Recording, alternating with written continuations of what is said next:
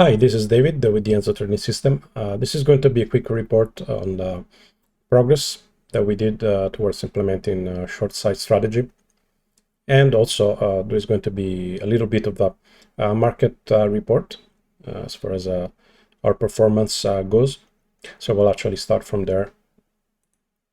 And as we can see, February Bitcoin, this is Bitcoin, February, March was bullish, and then came April, the price went back down. I think Bitcoin started the year about 47K, and now we're about 40K. As far as our performance goes, we did, I think, pretty well considering.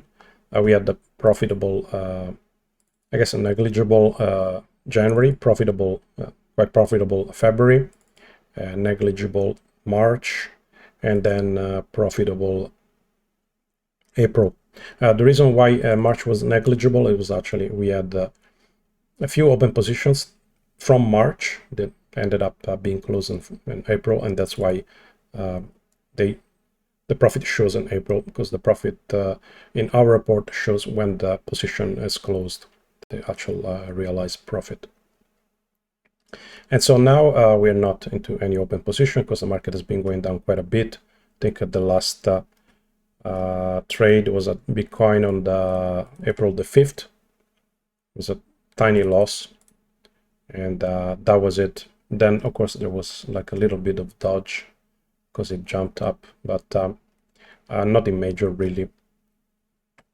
Yeah, if I can show, I guess, a little bit more in detail. In this case, it's going to be a simulation. So Bitcoin, actually, we also had what I showed on the 5th was probably a trade around here. It doesn't show here because the simulation is a bit different from the actual live, but basically we closed in this case it shows 47,100. We actually closed 46,500 or something, 46,600, and then nothing has happened all the way down, which is the right way. Really, we basically want to make profit on the way up and do nothing on the way down. So, you know, it's been great. I'm pretty happy with this, pretty happy so far. Of course, that's the best that you can do given this type of market, which is not very bullish at all. And so this, I guess, connects to the short side strategy, which we started developing. What I have here is a very fairly naive implementation of a short side strategy, which is based on our long side strategy. What I did, basically, I took the same exact indicators, and then I flipped the logic whereas the long side strategy would buy at a certain point, the short side strategy would sell at that point. There is only one difference, and I will go, I guess, a little bit more in detail into that, and also because it shows why one of the reasons why implementing a short side strategy is not that simple. It's not you cannot take the direct correspondence of a successful long side strategy and have a short one. And so here I would like to actually, so again, here I have the short side strategy, which is almost a mirror of the long side strategy. And this is a simulation report, which allows me to inverse the profit curve, the display of the profit curve, which would be this one. So if you're a power user, you probably have used this before. What it does, it takes the buy and sell trades, which compose the profit curve, and it flips them into the buy becomes sell, a sell becomes a buy, and it shows what it would have been if one would have bet on the short side rather than on the long side. And if I do that, I actually get this nice profit curve, which is the inverse of the long side, which, of course, it looks very much like the algorithm, which is the inverse of the original one. There is some difference, and one, I mean, we can see it at the end here, at the end of the of the test, it shows about 22% profit for the short strategy, and in the long strategy it shows about 40% profit. The reason for this is that they're not 100%, they're not exactly 100% the same to invert the long one and to actually have a long strategy, and that goes to the stop losses. So of course you always want to have a maximum predetermined maximum risk for a single position.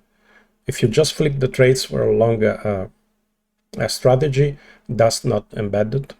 But if you actually implement a strategy, whereas long or short, you have to have a stop loss. And in this case, if you're actually betting on the short side, you also have to have a stop loss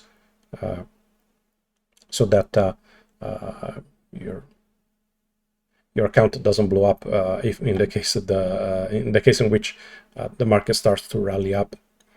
So stop loss, they're both, I mean, they're kind of a necessary pain. One has to implement them, and they do make for a kind of a slightly different timeline. In this case, it would have been better not to have a stop loss on the short side, but because we do have it, the end result is a bit worse. But of course, one cannot simply get rid of the stop loss. They're necessary. They're kind of an insurance. One could go for a long time having better performance without stop loss, and then eventually there is that case in which there's that really bad trade for which you may lose, in which you may lose all that you had made up to that point just because you don't have a stop loss. So there is no discussion about not having a stop loss. I was simply wanted to highlight the fact that yeah, it's a bit more difficult than simply flipping an existing algorithm, because you also have to take into account the risk, the per position risk. And so I guess to speak a little bit more about this, to give a visual representation of what it means to kind of make it a specular algorithm. On the top here, I have a short side, and on the bottom here, I have the long side. They're almost the same. So a little bit about the symbology. This arrow going up means opening a long position, so betting on the price to go up. And the arrow going down means opening a short position, so betting for the market to go down. And so here, whereas here I have in the long strategy would open long position and bet on the price to go up, and then indeed they will close when the price goes up. The parallel for that is actually, in the case of the short side, the position, there was an open position that is being closed, and then it waits all the way up before opening a short position, which in this case ends up, I guess, in a stop loss or something. But the correspondence is there, so I guess I can highlight it more. The close of a short position corresponds to the open of the long position, and vice versa. And there are other cases. This one opening at a very profitable short position and then closing it here. In this case, it actually, in the long side, it would be a close of a long position, and then eventually there was an attempt to open another long position, where in this case it closed the short position. I mean, yeah, there's a basic correspondence, but it's not quite the same indeed because of the stop losses. And we can see here on the long side, there is an attempt to open long and then a stop loss, attempt to open long and then a stop loss. And really, this is how you really lose much of the I guess the hardest problem is that really to open a position that is going to be profitable. And in many cases here we can see, and I mentioned before, the need to have a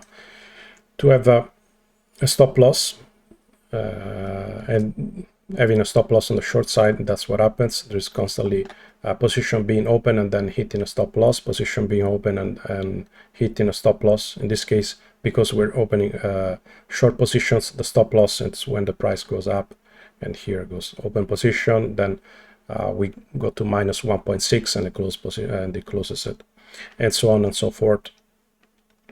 Ideally, you want to avoid this, but it's just a fact of life, a fact of trading.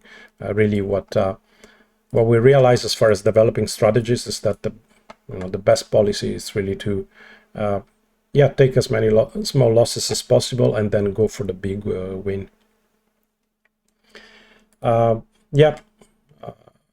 So what's the state of things? I mentioned that this is a really naive implementation of an algorithm. We definitely need to improve on this before thinking about starting publishing signals on the short side. Of course, here for this test, for the purpose of this test, which is less than 1 year and Bitcoin only, the profit looks decent. Could be acceptable maybe with the limited position size, but I also did test on other markets and for other years, and it doesn't work so well in other markets. It works mostly on Bitcoin, which to me is a big red flag. We're not going to publish any signal for any algorithm that doesn't perform well on multiple markets. That's kind of my main point of reference as far as determining whether an algorithm is indeed one that is robust or not. As usual, any strategy needs to work well for multiple years and for multiple similar markets.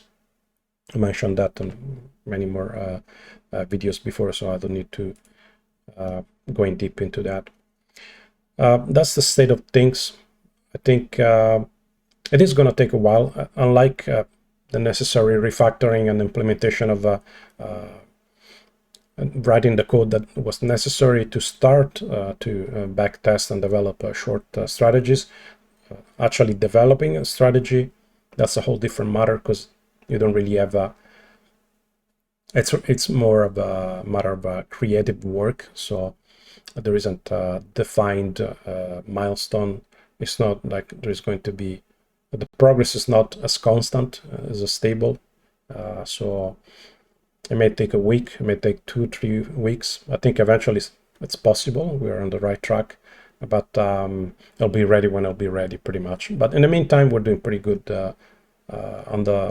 with the regular strategies working on the long side. The only drawback is that, when the market is performing poorly, it's just boring, but it's better to be bored than poor. So as soon as we have updates, I'll make a new video. Of course, making videos takes a little bit of time, so that's why I don't make very frequent updates.